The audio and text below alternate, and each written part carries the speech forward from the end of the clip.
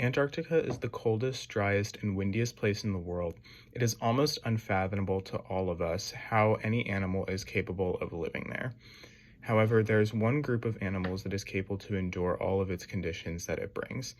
My name is Aiden, and I am a freshman majoring in wildlife and conservation biology here at Murray State. And today I'm going to be talking to you guys about penguins in the Antarctic. I will be discussing the plight of penguins, why they're so important to me, and the environmental threats that they face. First, to start off with some general information, there are 8 species of penguins found in either the Antarctic or subantarctic regions. That includes the emperor, king, Adelie, chinstrap, gentoo, macaroni, southern rockhopper, and Magellanic penguins. Emperor and Adelie penguins are the only species to nest on the Antarctic ice sheet itself, while all of the other 6 species that I mentioned nest on surrounding Antarctic islands, known as the subantarctic region.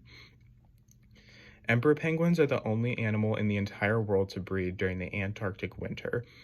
While all of the other species, the Adelie, chinstrap, and gentoo penguins especially, nest around the Antarctic Peninsula, and all of the other penguin species from the Southern Ocean to the Indian Ocean all the way to Tierra del Fuego in Argentina. Unfortunately, these penguins are directly affected by climate change facing Antarctica and the surrounding islands. And as the ozone layer continues to thin and carbon emissions are affecting global atmospheric cycles, wildlife in all areas of the world are at risk. Climate change directly affects the ecological balance in place by disrupting food networks, important weather patterns, and yearly breeding populations among penguins. Even in late 2024, an individual emperor penguin washed up in Australia over 2,000 miles away from its normal breeding range. In the last few generations, over 50% of the Antarctic penguin population has declined, especially emperor penguins, and one colony entirely has vanished from the Antarctic Peninsula. I've grown to care about the plight of penguins a lot, and of course, it would be nothing if it weren't for my upbringing and exposure to penguins and other wildlife while growing up. Watching their captivation in the documentary Planet Earth was really inspiring to me to want to actually do something about the environmental conditions of both emperor penguins and also both polar regions from the Arctic to the Antarctic.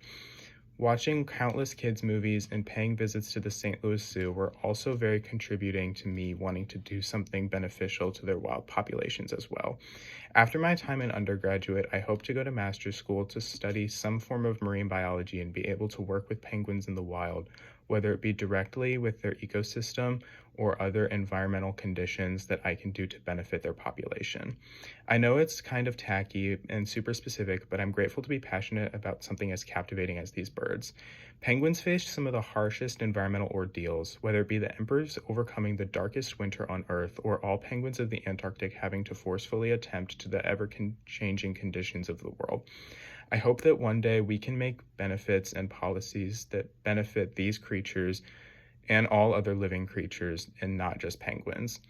I hope that one day I can contribute to that in a bigger way, and I hope that I am contributing to that as much as I can now.